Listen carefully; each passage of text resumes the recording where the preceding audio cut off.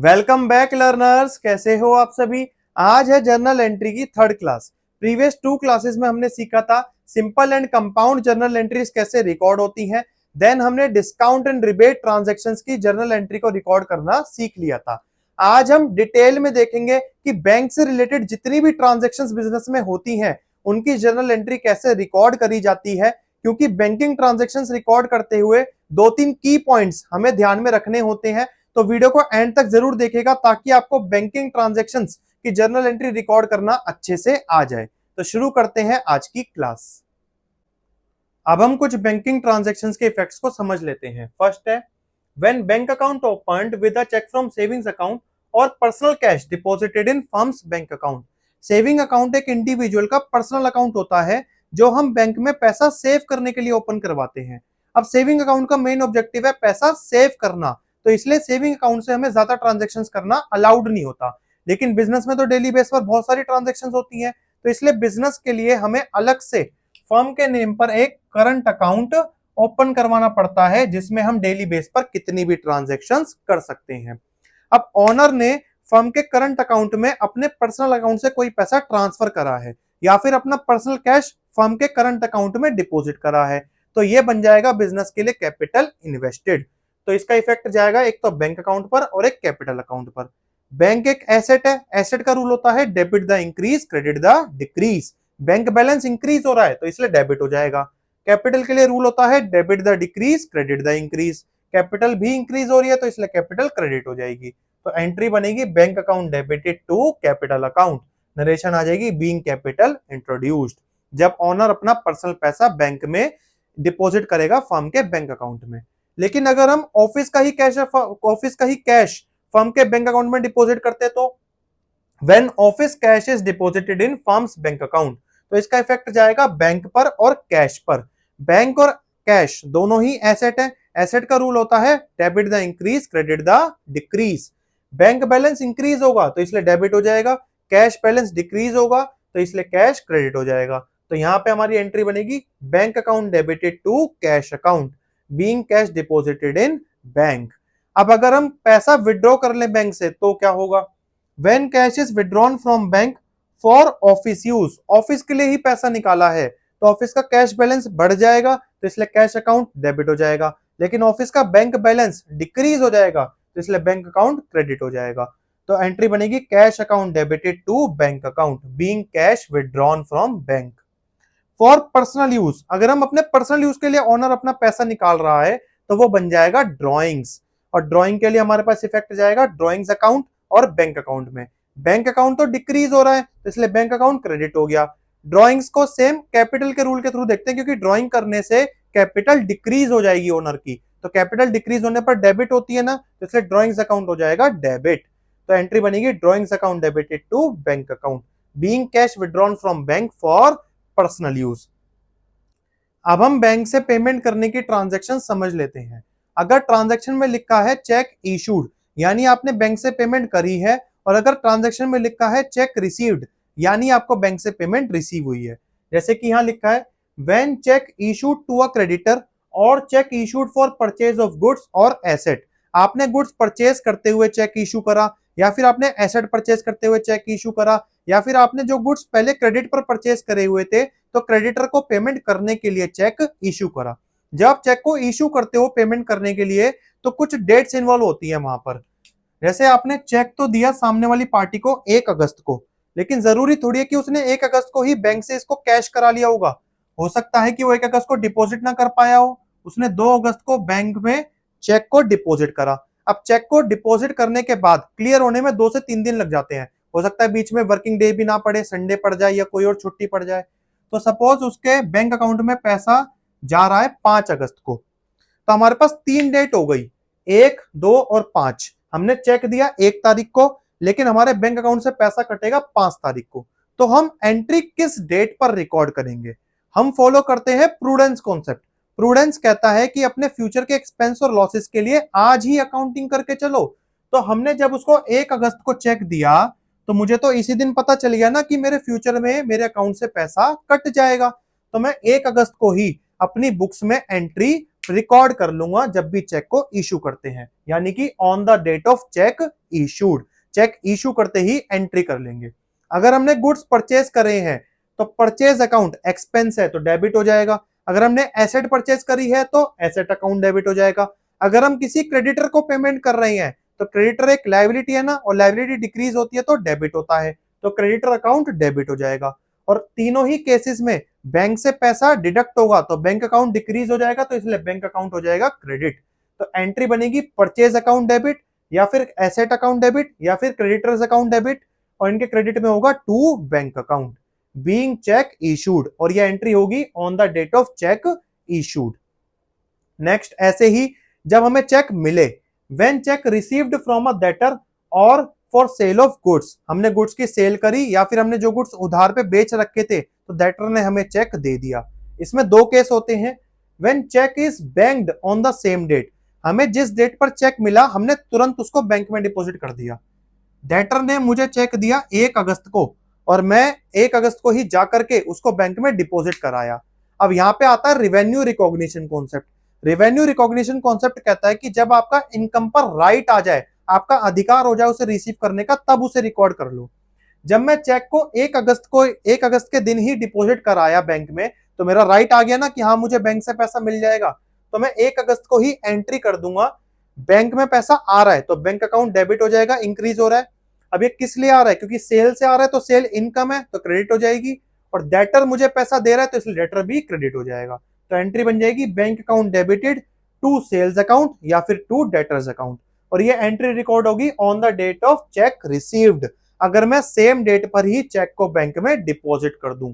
अगर क्वेश्चन में आपको फर्दर चेक के डिपॉजिट होने की डेट गिवन नहीं है तो ये अज्यूम कर लिया जाता है कि आपने सेम डे पर ही डिपॉजिट कर दिया, और उसी दिन पर हम एंट्री रिकॉर्ड कर देते हैं बैंक अकाउंट डेबिट करके। लेकिन अगर आप चेक को बाद में डिपॉजिट करो, if cheque is deposit in bank on a later date, आपको चेक तो डेटर ने दे दिया 1 अगस्त को, लेकिन आप बैंक में उसको डिपॉजिट कर रहे हो 3 अगस्त को, तो 1 अगस्त को तो चेक आया है आपके पास, लेकिन आपकी इनकम का राइट बनेगा 3 अगस्त को जब आप उसको बैंक में डिपॉजिट करोगे। तो यहां पर दो एंट्री होंगी।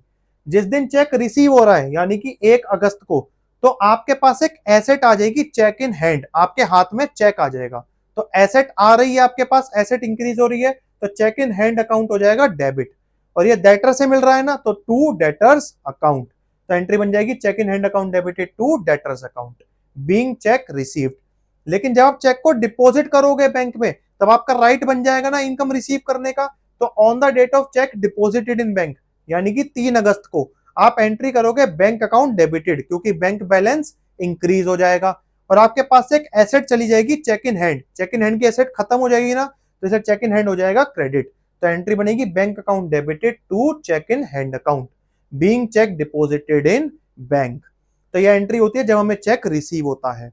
अब अगर कोई कस्टमर डायरेक्टली बैंक में ही मेरे पैसा डिपॉजिट कर दे, cash directly deposited by a customer in bank account, तो हमारे बैंक में डायरेक्टली पैसा डिपॉजिट हो गया तो बैंक बैलेंस इंक्रीज हो जाएगा, तो इसलिए बैंक अकाउंट हो जाएगा डेबिट। और ये कस्टमर ने डिपॉजिट करा है ना, अगर वो सेल करते ही, जैसे हमने जिस टाइम पर हमने सेल करी और कस्टमर ने तुरंत यूपीआई ट्रांसफर मार दिया, तो आ जाएगा टू सेल्स अकाउंट, और अगर सेल पहले करी हुई थी, डेटर ने बाद में हमारे बैंक अकाउंट में पैसा डाला है, तो आ जाएगा टू डेटर्स अकाउंट। तो एंट्री बनेगी bank account debited to sales account या फिर to debtors account being cash deposited by the customer directly into the bank. अब हम कुछ और ट्रांजैक्शंस की जर्नल एंट्री भी देख लेते हैं। नेक्स्ट अब हम देखते हैं when the check received from a debtor got dishonoured, कि डेटर ने जो हमें चेक दिया था वो बाउंस हो गया, उससे पेमेंट क्लियर नहीं हो सकी। ऐसा क्यों होता है, या तो डिटेल गलत भर दी हो चेक में, या फिर डेटर के अकाउंट में इतने पैसे ही नहीं थे कि चेक क्लियर हो सके। अब इससे होगा क्या, एक तो हमारे पास पेमेंट रिसीव नहीं होगी, दूसरा बैंक कहेगा कि आपने डिफॉल्ट करा है तो बैंक हमारे चार्जेस काट लेगा। अब जब हमने चेक बैंक में डिपॉजिट करा था तो हमने जर्नल एंट्री पास करी थी bank account debited to debtor account, क्योंकि बैंक इंक्रीज हुआ था और डेटर डिक्रीज हो गए थे। अब यहां पर क्या होगा रिवर्स में, डेटर मेरे वापस से इंक्रीज हो जाएंगे क्योंकि पेमेंट मुझे नहीं मिली, तो डेटर अकाउंट हो जाएगा डेबिट। बैंक मेरे चार्जेस काटेगा तो बैंक चार्जेस अकाउंट डेबिट हो जाएगा, क्योंकि ये मेरे लिए एक्सपेंस है और एक्सपेंसेस को हमें डेबिट करना होता है। मेरे बैंक से पैसे रिड्यूस हो जाएंगे तो बैंक अकाउंट डिक्रीज हो जाएगा, तो इसलिए बैंक अकाउंट हो जाएगा क्रेडिटेड। तो एंट्री बनेगी debtors account debited, bank charges account debited to bank account, being cheque dishonoured and charges debited by bank. आप इसको कंपाउंड ना करके अलग अलग भी कर सकते हो कि डेटर्स टू बैंक, उसमें चेक का अमाउंट आ जाएगा जितने का चेक बाउंस हुआ है, और bank charges to bank account अलग हो जाएगी जितने के बैंक ने चार्जेस डिडक्ट करे हैं। आगे क्या होगा, payment received from the debtor on a later date along with the charges and interest, कि अब हमारे तो चार्जेस कट गए, हम किसका गला पकड़ेंगे, जाकर डेटर का गला पकड़ेंगे कि भाई तूने पेमेंट क्यों नहीं दी हमें, हमने तो आगे किसी को पेमेंट और भी करनी थी, हमारी तो जुबान खराब हो गई ऐसे। तो इन केसेस में क्या होगा, अब किसी बाद वाली डेट पर बैंक चार्ज और इंटरेस्ट मिलाकर के डेटर से हमें पेमेंट रिसीव होगी। तो उस केस पे हम क्या एंट्री करेंगे, पहले एक एंट्री होगी जिसमें हम बैंक चार्ज और इंटरेस्ट को डेटर के नाम पे ड्यू करेंगे। तो एंट्री बनेगी डेटर्स अकाउंट डेबिटेड, क्योंकि डेटर का अकाउंट इससे इंक्रीज हो जाएगा, टू बैंक चार्जेस अकाउंट। जब हमारे एक्सपेंस हमने पे करे थे तो डेबिट करे थे, अब एक्सपेंस डिक्रीज हो रहे तो एक्सपेंस को हम कर देंगे credit. To interest received account, interest receive हमारे लिए इनकम होगा तो इसलिए वो क्रेडिट हो जाएगा। तो पहले हमने एंट्री करी debtors account debited to bank charges account to interest received account being amount due from debtors. अब जो टोटल अमाउंट बनेगा डेटर में, ये ऊपर चेक का अमाउंट और नीचे ये बैंक चार्ज और इंटरेस्ट का अमाउंट, इन दोनों अमाउंट को ऐड करके फाइनल पेमेंट हमें रिसीव हो जाएगी कैश या फिर bank account debited to debtors account being payment received from the debtors. तो ये एंट्री हम जब करते हैं जब हमें बाद में डेटर पैसे रिटर्न कर देता है चार्जेस और इंटरेस्ट मिला करके। तो ये था हमारा पेमेंट रिसीविंग का, कि हम कैसे पेमेंट रिसीविंग पे एंट्री करते हैं। नेक्स्ट देखते हैं, अ post dated cheque discounted from bank. Post dated cheque क्या होता है, पीडीसी वर्क करता है हमारा इस तरीके से कि जैसे हमें किसी डेटर ने 1 अगस्त को चेक दिया, लेकिन उस चेक पे ना डेट लिखी होती है और उसने उस डेट चेक पर डेट लिख दी 1 अक्टूबर। तो पीडीसी कैसे वर्क करेगा कि हम 1 अक्टूबर से पहले हम इस चेक को बैंक में डाल ही नहीं सकते, क्योंकि अगर हमने इस चेक को डेट से पहले बैंक में डाल दिया तो ये बाउंस होगा ही होगा। अब हमें 2 महीने वेट करना पड़ेगा, लेकिन हमें बीच के किसी डेट पर, सपोज हमें 10 अगस्त को पैसों की जरूरत पड़ गई, बहुत ज्यादा अर्जेंट हमें पैसे चाहिए थे, तो अब क्या होगा, हम डेटर से तो पैसे नहीं मांग सकते, उसने तो हमें चेक दे दिया आगे की डेट का डाल करके, तो हम जाएंगे बैंक के पास। बैंक एक फैसिलिटी देता है कि अगर आपके पास ऐसा कोई पोस्ट डेटेड चेक रखा हुआ है तो आप हमारे पास आके हमें कुछ चार्जेस पे करके आज ही हमसे पैसे ले जा सकते हो। तो हम बैंक के पास गए और हमने बैंक अपने अपने चेक को डिस्काउंट करा लिया बैंक से, हमारे बैंक में पैसा रिसीव हो जाएगा, तो बैंक अकाउंट इंक्रीज होते ही बैंक अकाउंट हो जाएगा डेबिटेड। अब बैंक चार्ज काटेगा तो हमारे लिए एक्सपेंस है वो, तो बैंक चार्जेस अकाउंट हो जाएंगे डेबिट। और हम बैंक को चेक दिखाएंगे ना, जो चेक हमारे पास आया था, तो चेक इन हैंड हमारे पास से एक एसेट चली जाएगी, तो to cheque in hand account, cheque in hand account credit हो जाएगा। तो एंट्री बनेगी पूरी, bank account debited, bank charges account debited to cheque in hand account being a PDC discounted earlier from the bank. तो ये entry होती है जब हम पीडीसी को डिस्काउंट करा लेते हैं। आगे बढ़ते हैं, expenses paid by the bank as per our standing instructions. Bank ने कोई एक्सपेंस पे करे, हमने उन्हें इंस्ट्रक्शन दी हुई थी कि हमारे टाइम के अनुसार, जैसे हमारा बिजली का बिल 10 तारीख को आता है कि 10 तारीख को बिजली का बिल दे देना, 15 तारीख को इंटरनेट का बिल आता है तो इंटरनेट का बिल भर देना, पानी का बिल आता है 5 तारीख को पानी का बिल भर देना। तो बैंक खुद ही ये चीजें ध्यान में रखेगा और उसी डेट पर हमारे एक्सपेंसेस को बैंक से अपने हमारे अकाउंट से पे करता रहेगा। तो ये एक्सपेंसेस पे होने के लिए एक्सपेंस अकाउंट तो हो जाएगा डेबिट और बैंक अकाउंट हो जाएगा क्रेडिट, क्योंकि बैंक से पैसा डिक्रीज हो रहा है। तो ये एंट्री होती है एक्सपेंसेस पेड की। बैंक अगर कोई चार्जेस भी काट रहा है तो बैंक चार्ज डेबिट हो जाएगा और बैंक हो जाएगा क्रेडिट उस केस में। नेक्स्ट, जब बैंक पेमेंट कर सकता है तो रिसीव भी तो करेगा, इंटरेस्ट और डिविडेंड कलेक्टेड बाय बैंक। हमारा कोई इंटरेस्ट या डिविडेंड आना था जो बैंक ने रिसीव कर लिया, तो बैंक हमारा इंक्रीज होगा तो बैंक अकाउंट हो जाएगा डेबिट और इनकम को हम करते हैं क्रेडिट, तो टू इंटरेस्ट रिसीव्ड अकाउंट या फिर टू डिविडेंड रिसीव्ड अकाउंट, ये एंट्री बनेगी बीइंग इनकम रिसीव्ड की। नेक्स्ट होता है bank draft issued in favour of a creditor और vendor and charges paid. Bank draft क्या होता है, ये थोड़ा है ना मेरा चेक से अलग होता है। कैसे अलग होता है चेक से, चेक को तो हम आज किसी को बनाकर दे दें, वो बाद में बैंक में डिपॉजिट करेगा, फिर मेरे बैंक में बैंक वाले चेक करेंगे कि मेरे अकाउंट में पैसे हैं या नहीं है और उसके अकाउंट में पैसा ट्रांसफर कर देंगे। तो चेक तो इस तरह से वर्क करता है। लेकिन बैंक ड्राफ्ट एक थोड़ा सेफर ऑप्शन है। कैसे? अगर मैं किसी को बैंक ड्राफ्ट देता हूं ना, तो पहले हम बैंक में जाएंगे, ड्राफ्ट को फिल करेंगे, फिर बैंक वाले हमारे अकाउंट में चेक करेंगे कि उतना बैलेंस है भी या नहीं। सपोज हमने किसी के नाम पर बैंक ड्राफ्ट बनाया 50,000 रुपीज का, तो पहले हमें इसे बैंक से अटेस्ट कराना होगा, हमारे अकाउंट में ये बैलेंस होना भी चाहिए। बैंक वाले चेक करेंगे जिस डेट पर हमने ये बैंक ड्राफ्ट बनाया, और इतना बैलेंस 50,000 रुपीज हमारे अकाउंट से है ना, उसको वो एक काइंड ऑफ लॉक कर देंगे कि जब तक ये पेमेंट, जिस भी डेट पर हम बैंक ड्राफ्ट देंगे सामने वाले को, उस डेट तक ये अमाउंट लॉक रहेगा। तो ये सेफ कैसे हो गया? चेक तो हमारा डिसऑनर हो जाता है, बाउंस हो जाता है बाद में, लेकिन बैंक ड्राफ्ट बाउंस नहीं होगा, उसके पेमेंट क्लियर होगी ही होगी, क्योंकि हमारे अकाउंट में पहले ही पैसा चेक हो चुका है और वो लॉक भी हो चुका है। और इसके लिए बैंक एक कुछ चार्जेस को चार्ज करता है जो हमें पहले ही पे करने होते हैं। तो एंट्री क्या बनेगी? हम क्रेडिटर को चेक दे रहे हैं ना, तो क्रेडिटर का अकाउंट डिक्रीज हो जाएगा, या फिर कह लो क्रेडिटर चेक का रिसीवर है, तो क्रेडिटर्स अकाउंट डेबिटेड या फिर वेंटर्स अकाउंट डेबिट हो जाएगा। बैंक चार्ज हम पे कर रहे हैं तो ये एक्सपेंस है, तो बैंक चार्जेस अकाउंट डेबिट हो जाएंगे। और हमारे बैंक से पैसा डिडक्ट हो रहा है, रिड्यूस हो रहा है, क्योंकि हम आज ही मान लेते हैं कि हमारे बैंक से पैसा कट चुका है, तो टू बैंक अकाउंट हो जाएगा क्रेडिटेड। तो एंट्री बनेगी creditors account debited, bank charges account debited to bank account, being draft issued and charges paid. तो ये होता है बैंक ड्राफ्ट की एंट्री। नेक्स्ट हमारे पास है repayment of bank loan along with the interest. हमने कोई बैंक लोन ले रखा था और हमने उसको इंटरेस्ट के साथ चुका दिया। जब हम पहले बैंक लोन लेते हैं तो बैंक हमारा डेबिट हो जाता है, क्योंकि हमारे बैंक में पैसा इंक्रीज हो रहा है और हमारे पास एक लायबिलिटी आ रही है, तो बैंक लोन क्रेडिट हो जाता है। तो जैसे ही हम उसको चुकाएंगे, वापस करेंगे, तो बैंक लोन डिक्रीज हो जाएगी ना लायबिलिटी, तो इसलिए बैंक लोन हो जाता है डेबिट। अब हमने इंटरेस्ट भी पे करा, तो इंटरेस्ट ऑन लोन हमारे लिए एक्सपेंस है, तो इंटरेस्ट ऑन लोन भी हो जाएगा डेबिट। हमारे बैंक से पैसा कट जाएगा तो बैंक डिक्रीज हो रहा है, तो बैंक हो जाएगा क्रेडिट। तो एंट्री बनेगी bank loan account debited, interest on loan account debited to bank account, being loan repaid. तो इस तरह से हम बैंकिंग ट्रांजैक्शंस को रिकॉर्ड करते हैं जर्नल में। अब हम एक क्वेश्चन के थ्रू देख लेते हैं कि ट्रांजैक्शंस को कैसे रिकॉर्ड करा जाता है जर्नल में। क्वेश्चन है हमारे पास the journal entries for the following transactions of Sahil. April 1, Sahil introduce cash as capital ₹1 lakh, gave cheque from his savings account ₹10 lakh. Sahil ने बिजनेस स्टार्ट करा है कैश और बैंक बैलेंस इन्वेस्ट करके, तो ये साहिल की कैपिटल बन जाएगी। तो अप्रैल 1 को एंट्री रिकॉर्ड होगी, कैश बिजनेस के पास आ रहा है तो कैश बैलेंस इंक्रीज होगा, तो कैश अकाउंट हो जाएगा डेबिट, कैश अकाउंट डेबिटेड। कितने अमाउंट से? 1 लाख रुपीज से। बैंक बैलेंस भी फर्म का इंक्रीज हो जाएगा, तो इसलिए बैंक अकाउंट भी हो जाएगा debit, bank account debited 10 lakh rupees. ये साहिल की कैपिटल इन्वेस्टेड बन जाएगी, तो कैपिटल इंक्रीज होगी, तो कैपिटल अकाउंट भी हो जाएगा क्रेडिट।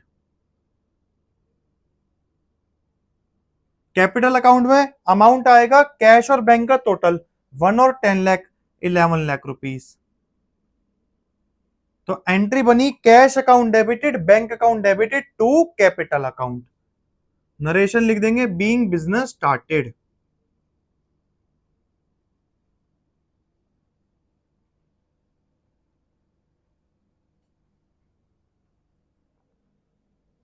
नेक्स्ट ट्रांजैक्शन देख लेते हैं। April 2, purchase goods of ₹1 lakh against cheque less 10% trade discount. हमने गुड्स खरीदे और चेक से पेमेंट करी। जब भी हम चेक से पेमेंट करते हैं, तो हम जिस भी दिन चेक को इशू करते हैं उसी दिन हम रिकॉर्डिंग कर देते हैं, हमें मतलब नहीं होता कि सामने वाली पार्टी किस दिन चेक को डिपॉजिट करेगी बैंक में। हमने चेक इशू करा अप्रैल 2 को, तो अप्रैल 2 को ही रिकॉर्डिंग हो जाएगी। हमने परचेज करी गुड्स की, तो परचेज अकाउंट हो जाएगा debit.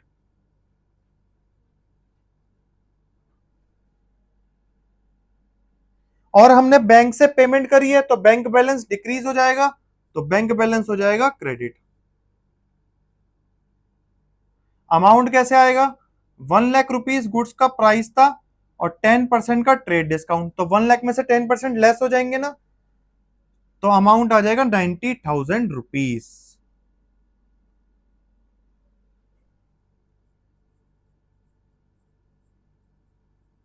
Being goods purchased less 10% trade discount.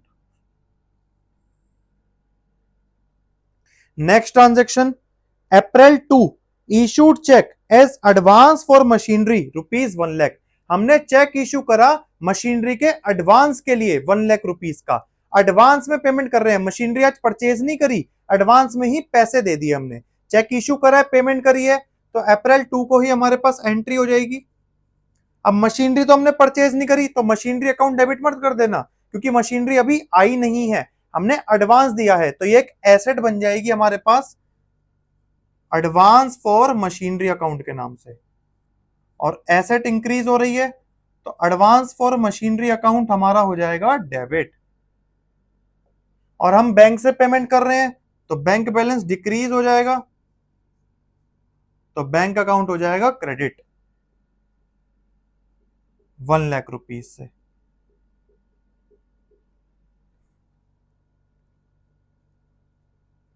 Being cheque issued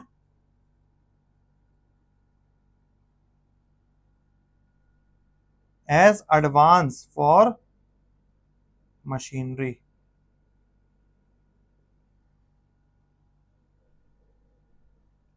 next transaction देख लेते हैं, April 3 purchased goods of ₹2,00,000 less 25% trade discount from Sameer. हमने समीर से गुड्स खरीदे, उधार खरीदे, क्योंकि ना कैश की बात हुई ना चेक की बात हुई, तो उधार खरीदे ₹2,00,000 के 25% ट्रेड डिस्काउंट लेस करने के बाद। तो एंट्री रिकॉर्ड हो जाएगी अप्रैल 3। परचेज कर रहे हैं हम, तो परचेज अकाउंट डेबिट हो जाएगा गुड्स परचेजिंग पर। और हमने समीर से गुड्स खरीदे हैं उधार, तो to Sameer account. Trade discount की वैल्यू लेस करके शो कर देते हैं, तो ₹2,00,000 माइनस 25%। 2,00,000 का 25% बनेगा 50,000, 50,000 माइनस होकर के अमाउंट आ जाएगा ₹1,50,000।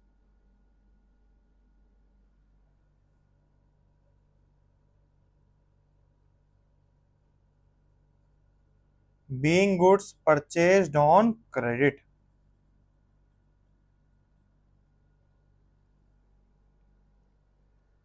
नेक्स्ट ट्रांजेक्शन देख लेते हैं, April 7 sold goods to Rakesh against cheque ₹50,000। हमने गुड्स बेचे राकेश को और पेमेंट रिसीव हो गई चेक से ₹50,000।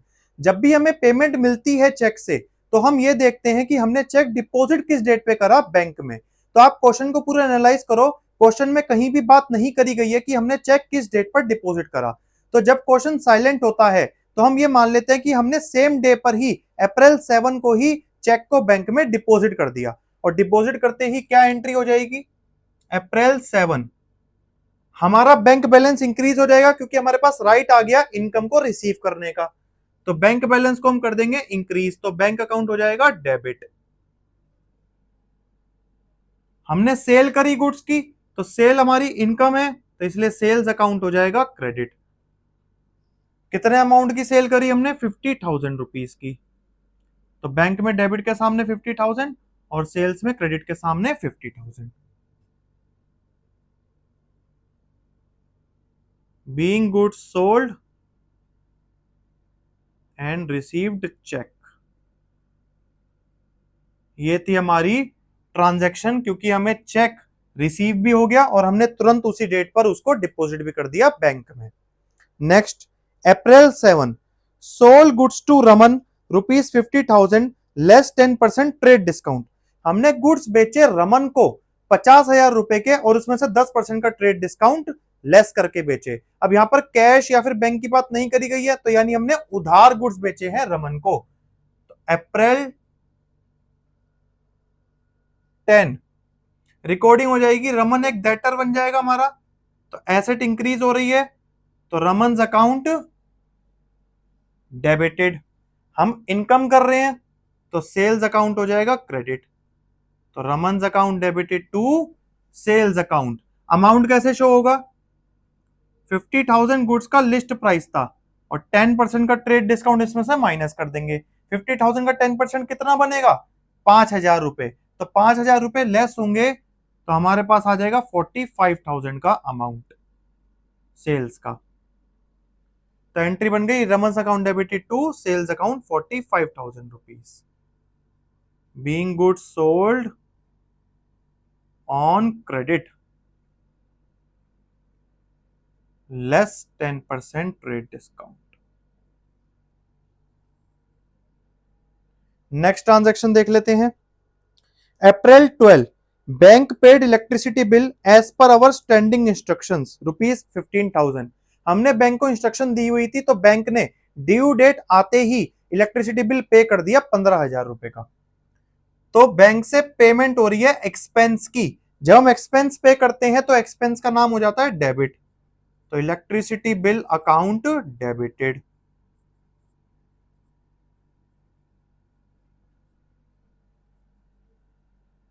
हमारा बैंक बैलेंस रिड्यूस हो जाएगा तो इसलिए बैंक अकाउंट हो जाएगा क्रेडिट। तो एंट्री हो गई electricity bill account debited to bank account 15,000 rupees.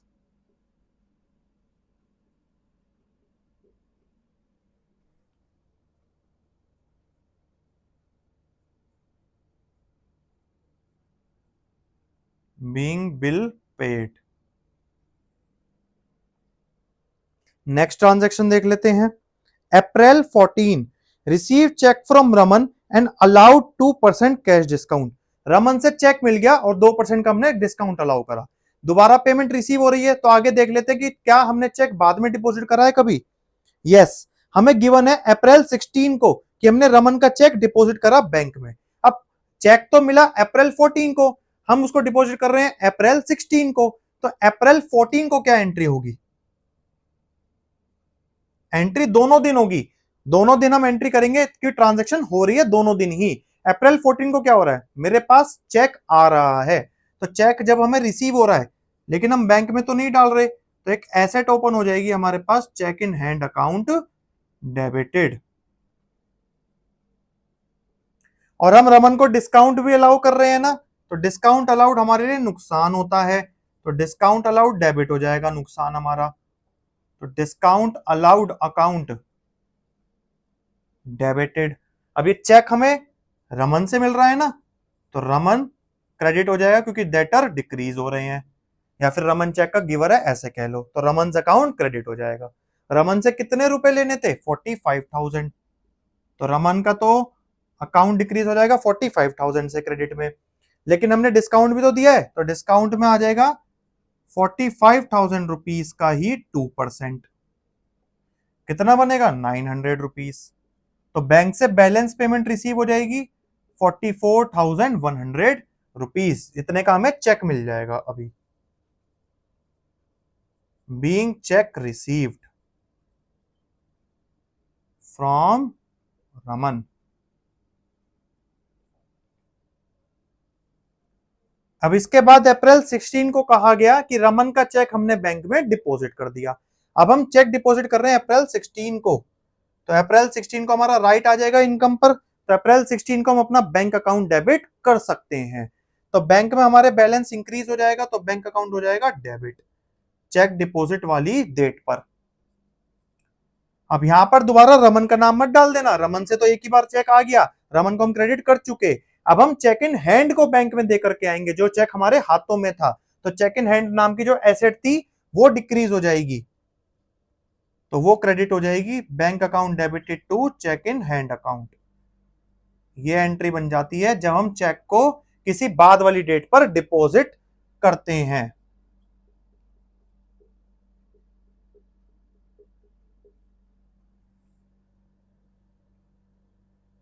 Being cheque deposited in bank.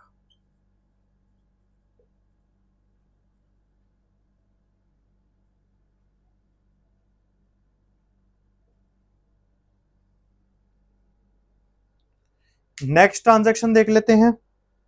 April 20 check received from Raman was dishonoured bank charges ₹200।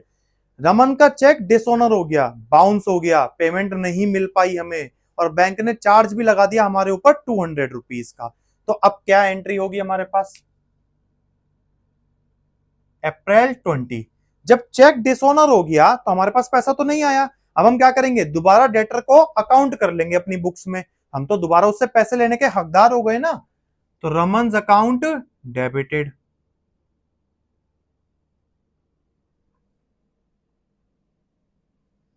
अब रमन तो डेबिट हो गया, हम बैंक चार्ज भी पे करके आ रहे हैं इसी दिन, तो बैंक चार्ज हमारे लिए एक्सपेंस है, तो बैंक चार्जेस अकाउंट डेबिटेड।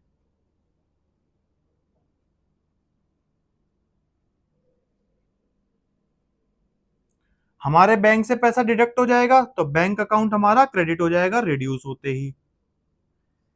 जब हमें रमन से चेक मिला था तो हमने उसे डिस्काउंट अलाउ करा था। डिस्काउंट क्यों दिया था? क्योंकि वो पेमेंट कर रहा था। पेमेंट मिली? नहीं मिली, तो डिस्काउंट किस बात का भाई? तो डिस्काउंट हम उससे वापस ले लेंगे। अब हमने डिस्काउंट जब उसे दिया था तो हमारे लिए नुकसान था, तो हमने उसको डेबिट कर दिया था। अब डिस्काउंट हम वापस ले रहे हैं तो हम अपने एक्सपेंस को डिक्रीज कर रहे हैं, तो एक्सपेंस डिक्रीज होगा तो क्रेडिट हो जाएगा, तो डिस्काउंट हमारा हो जाएगा credit to discount allowed account. अब आप कहोगे डिस्काउंट अलाउड थोड़ी क्रेडिट होता है, डिस्काउंट रिसीव्ड होता है। लेकिन बेटा डिस्काउंट रिसीव तो तब क्रेडिट होता है जब हम पेमेंट कर रहे हो और हमें फायदा मिल रहा हो। ये तो डिस्काउंट अलाउड था जो हमने इसको पेमेंट रिसीविंग के टाइम पर दिया था, और इसने पेमेंट नहीं करी तो हम इसी का डिस्काउंट रिवर्स कर रहे हैं, तो इसलिए डिस्काउंट अलाउड को क्रेडिट करा गया है। अब ये एंट्री पास हो गई। अमाउंट कैसे भरा जाएगा इसके अंदर? रमन से हमें कितने लेने थे? 45,000, तो रमन तो पूरे 45,000 से हो जाएगा डेबिट। बैंक चार्ज हमने कितने पे करे? 200 रुपीज। डिस्काउंट हमने उसे कितना दिया था? 900 रुपीज। और इन सभी का बैलेंस आ जाएगा बैंक में 44,300 रुपीज। बैंक को एक तरह से और देख सकते हो, हमने बैंक में डेबिट करे थे 44,100 और 200 बैंक का चार्ज भी है साथ में, तो टोटल बन गया 44,300 रुपीज। यह एंट्री होती है चेक डिसऑनर की, बहुत ही इंपॉर्टेंट जर्नल एंट्री है ये। आप बैंक चार्ज की एंट्री अलग भी कर सकते हो। आप इसको normal Raman's account debited to bank to discount allowed कर सकते थे, और एक एंट्री अलग बना सकते थे बैंक चार्ज की, bank charges account debited to bank account. Being cheque dishonoured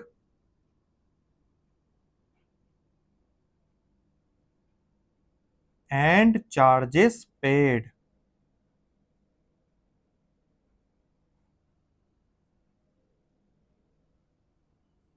next transaction देख लेते हैं। April 21 bank draft issued in favour of Sameer ₹1,00,000, bank charges ₹1,000। Sameer कौन था? अभी हमने उससे उधार गुड्स खरीदे थे पहले, तब हमने समीर को पेमेंट करी बैंक ड्राफ्ट से, चेक से नहीं करी, बैंक ड्राफ्ट से करी। और जब भी हम बैंक ड्राफ्ट बनवाते हैं तो बैंक को चार्ज लेता है जो उसने लिए 1,000 रुपीज। तो अप्रैल 21 समीर हमारा क्रेडिटर है ना, तो क्रेडिटर पेमेंट रिसीव करते टाइम पर डिक्रीज हो जाएगा, तो इसलिए क्रेडिटर का अकाउंट डेबिट हो जाता है, तो Sameer account debited. Bank charge हम पे करेंगे तो हमारे लिए एक्सपेंस होगा, तो बैंक चार्जेस अकाउंट डेबिटेड। और हमारे बैंक से पैसा कट जाएगा तो बैंक बैलेंस रिड्यूस हो जाएगा, तो बैंक अकाउंट हो जाएगा क्रेडिट। समीर को हमने पेमेंट करी 1,00,000 रुपीज की, तो 1,00,000 समीर के अकाउंट में गया। बैंक चार्ज हमने पे करा 1,000, तो बैंक चार्ज के सामने गया 1,000। इन दोनों का टोटल 1,01,000 हमारे बैंक अकाउंट से कट जाएगा। Being draft issued.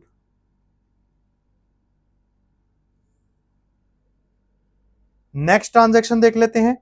April 22 Raman settled his account by issuing cheque including ₹500 as interest ₹45,700। Raman ने अपना अकाउंट सेटल कर दिया एक चेक दे करके हमें, जिसको 500 रुपए का इंटरेस्ट मिलाकर उसने हमें चेक दिया, और टोटल अमाउंट बना चेक का 45,700 रुपीज। अब 45,700 कैसे बना?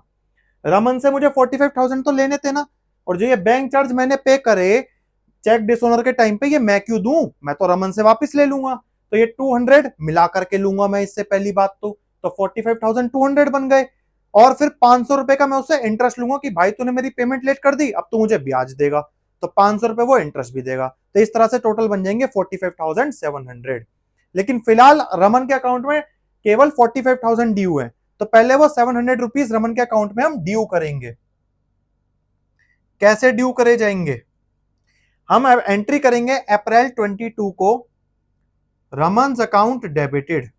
मुझे रमन से पैसे लेने हैं ना, तो इसलिए रमन मेरा डेटर इंक्रीज हो जाएगा, तो रमन अकाउंट डेबिट हो जाएगा। कौन सा अमाउंट डाल रहा हूं मैं इसके अकाउंट में? अब एक तो बैंक चार्ज मैंने पे करे थे तो डेबिट हुए थे मेरे एक्सपेंस। अब मैं इसके नाम पे वो एक्सपेंस डाल दूंगा तो मेरा एक्सपेंस घट जाएगा ना, तो इसलिए एक्सपेंस अकाउंट हो जाएगा क्रेडिट, यानी कि बैंक चार्ज अकाउंट हो जाएगा क्रेडिट। और इंटरेस्ट मुझे मिलेगा रमन से, तो मेरी इनकम है, और इनकम को हम करते हैं credit.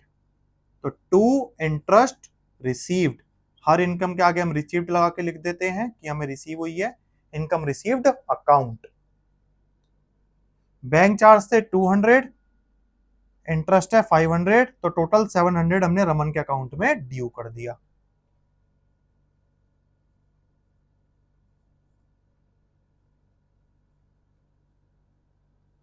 Being amount due from Raman.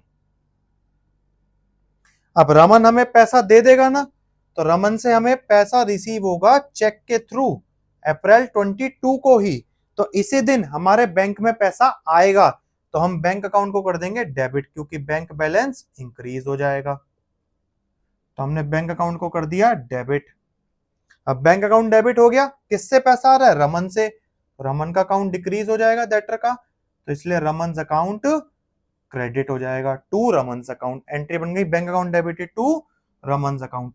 Check मिलेगा टोटल अमाउंट का 45,700 रुपीज का चेक हमें मिल जाएगा।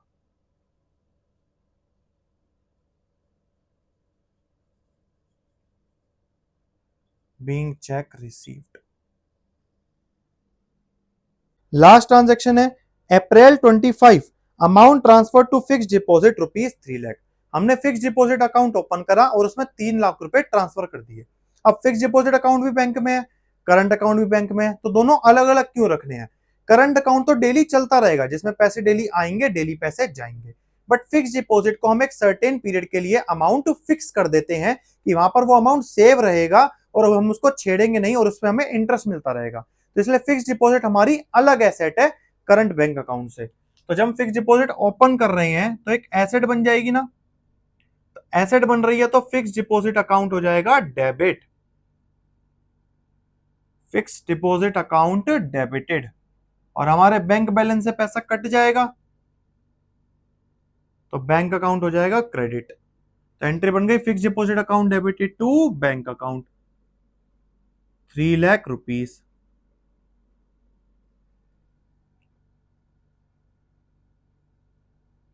Being FD account open. तो ये थी हमारी लास्ट ट्रांजेक्शन। तो आज की क्लास में हमने समझा कि बैंकिंग ट्रांजैक्शंस को कैसे रिकॉर्ड किया जाता है जर्नल में, और एक क्वेश्चन के थ्रू कुछ ट्रांजैक्शंस को रिकॉर्ड करके भी देखा। आई होप आपको यहां तक का टॉपिक अच्छे से क्लियर हो गया होगा। नेक्स्ट क्लास में अब हम और स्पेसिफिक ट्रांजैक्शंस की रिकॉर्डिंग करना सीखेंगे, तो जुड़े रहिएगा चैनल के साथ आगे की वीडियोस के लिए।